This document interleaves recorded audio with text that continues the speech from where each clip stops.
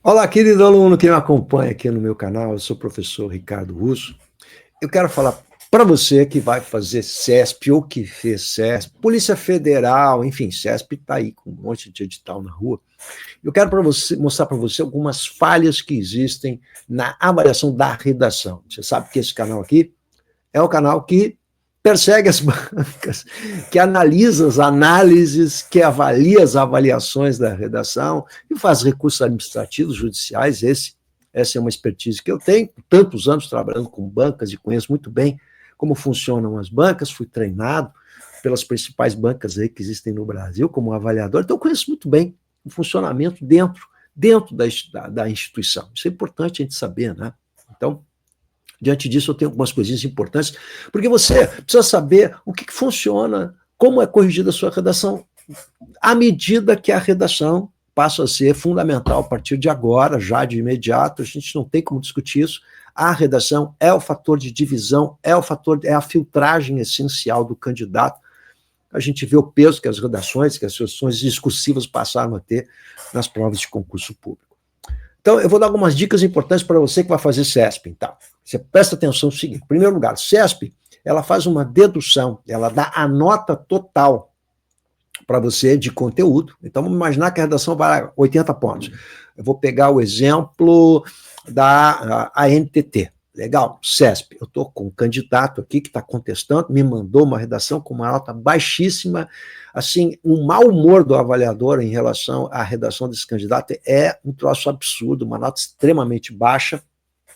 E o que a gente nota em relação ao CESP? A primeira coisa que a gente tem que observar é a pontuação. Então, a redação, no caso da NTT, valia 80 pontos.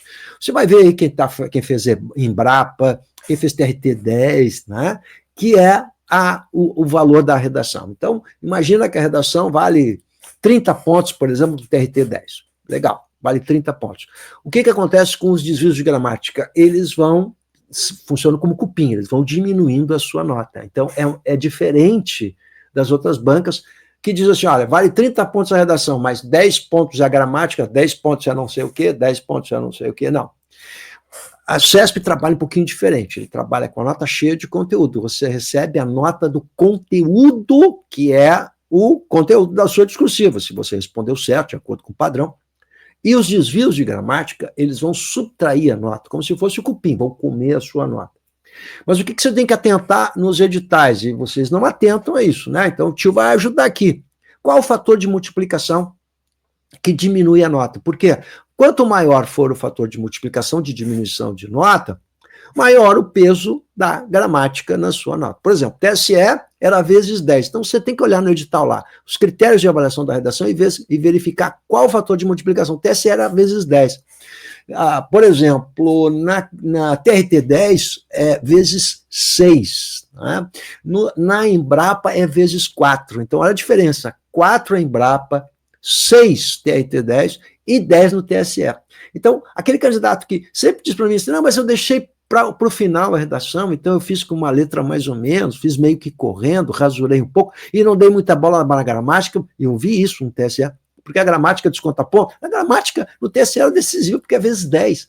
Então, cada erro era multiplicado por 10, depois deduzia, dividia pelo número de linhas, por isso tem que fazer sempre, atenção, certo? Tem que fazer o número máximo de linhas, isso é indiscutível. Quantas linhas tem? 30? Então, você vai fazer as 30. Não são 29 nem 28, tem que ser as 30, porque o fator de divisão, o fator dos desvios divide pelo número de linhas. Quanto maior o número de linhas, menos desconto.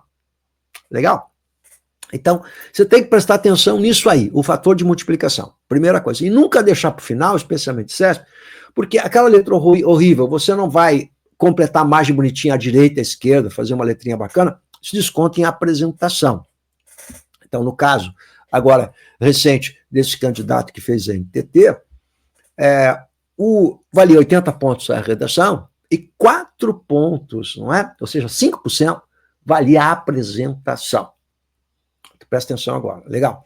O que significa dizer que valia 5% da nota. Geralmente, a apresentação vale 5% da nota. Eu não preciso dizer para você que esse 5% pode ser decisivo na sua vida. Então, para aquele candidato, atenção, que deixa a redação para o final. Eu sempre digo que tem que ser as primeiras, a redação tem que estar entre as primeiras. Escreve, por favor, aí A redação, quem já me acompanha sabe, isso aqui já virou mantra, né? A redação tem de estar entre as primeiras coisas que você vai fazer. Carinha, pelo amor de Deus, presta atenção no tio. Eu estou nessa 35, 36, eu já perdi a conta. E é sempre assim, vocês fazem a mesma coisa que o vestibulando faz, é a mesma coisa. Então, vocês já não são mais crianças, não estão no ensino médio, então, pelo amor de Deus, a redação tem que estar no começo, não é? Vai fazendo a provinha objetiva, marcando a BCD e deixa a redação para o final. Aí tem meia horinha para fazer, faz na corrida, e, pois é, eu tive que fazer.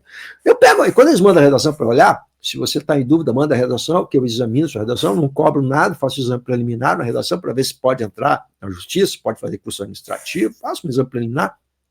Eu vejo a apresentaçãozinha, a letra e tal, e eu já sei se ele fez na corrida no finalzinho, faltando pouco, né? Assim, ó, agora eu vou fazer redação depois, que fez 90 questões, dá para fazer redação.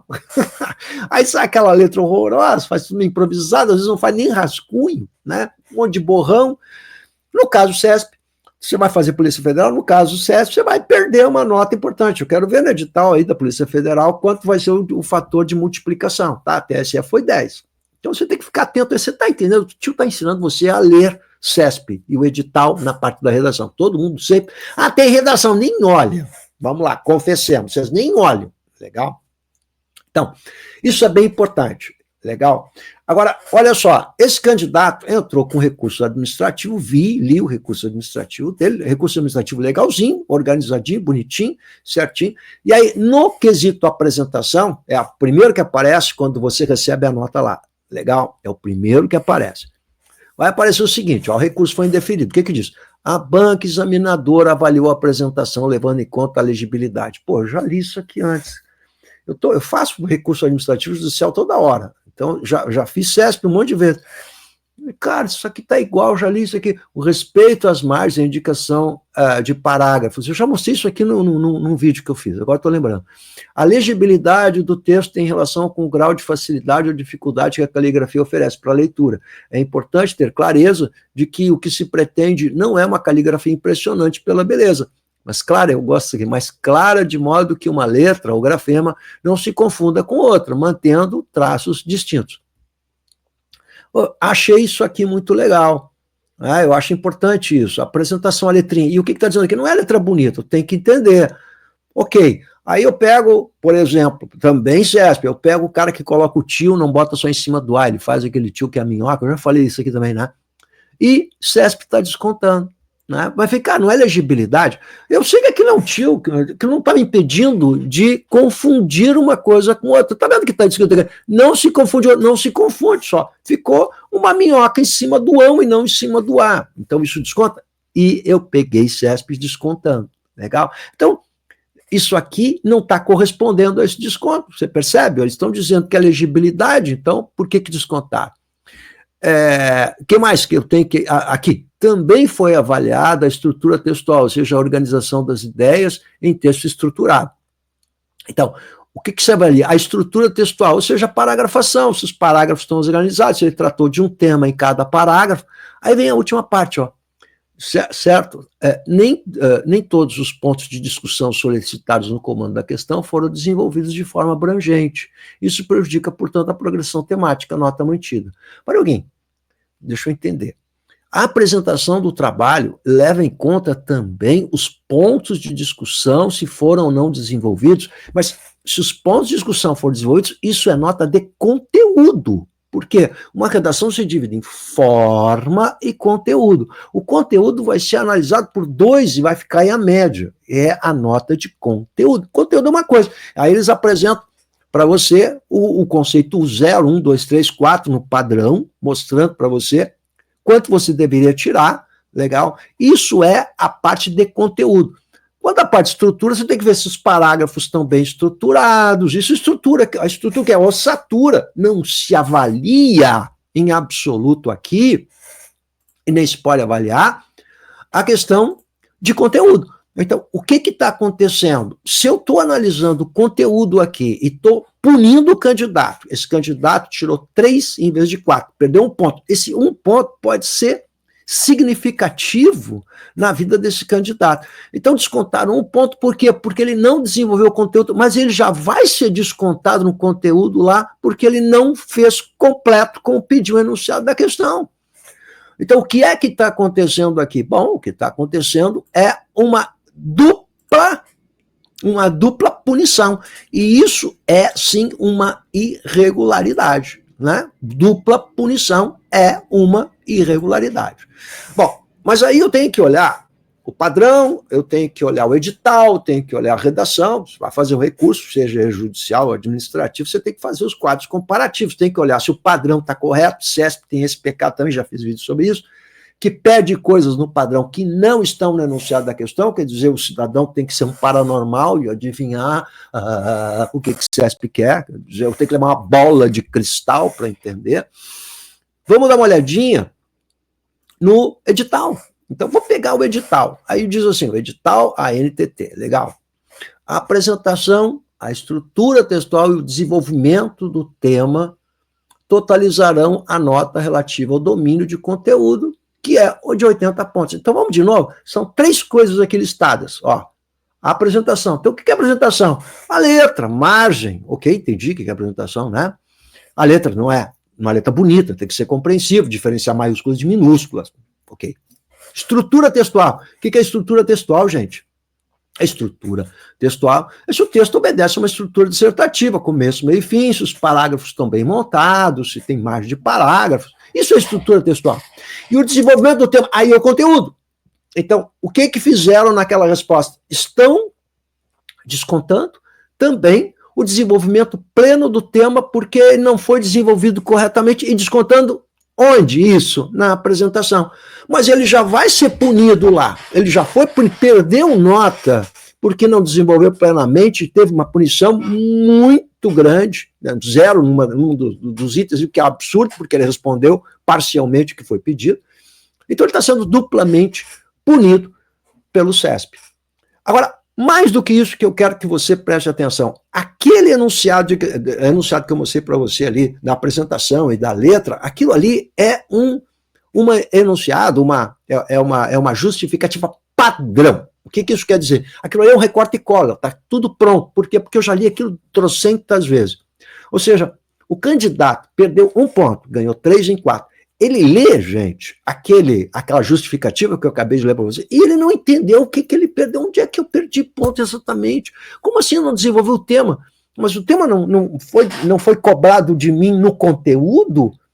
Então, tu fica sem saber. Ou seja, não existe, portanto, a justificativa correta. Por quê? Porque a resposta é padronizada. Eles fazem pequenas adaptações e colocam um troço, pum, recorta e cola. Não está claro, quer dizer, tá, por que eles contaram? Olha, não houve um desenvolvimento do tempo por causa disso. Não tem aqui especificidade nenhuma. O que tem é uma visão generalista, ou seja, a motivação do ato, que é isso que o advogado sempre vai olhar para poder fazer uma ação, para poder judicializar, legal? Não há motivação do ato. E isso é muito comum em todas as bancas, não é só a CESP, não vamos crucificar a CESP, tá, pessoal? Crucificou vocês Gran Rio aí. Todas as bancas têm falhas na hora da avaliação. E CESP tem apresentado essas falhas porque tem, por exemplo, TSE, eu peguei, gente, casos do TSE, inclusive gente que entrou na justiça no TSE, com falhas graves no padrão.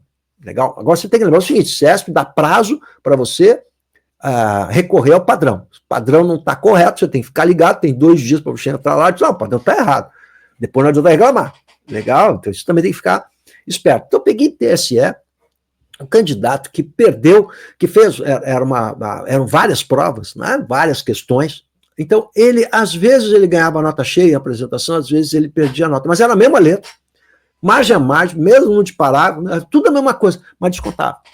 E aí vinha essa resposta que eu acabei de ler para você aí, nós judicializamos, inclusive, estamos na justiça, vinha essa mesma coisa, ó, a letra tem que ser legível, a estrutura não sei o quê, mas mas por que eu perdi? Não me deram. Por quê? Porque é uma resposta genérica padronizada, legal? E isso é uma irregularidade material.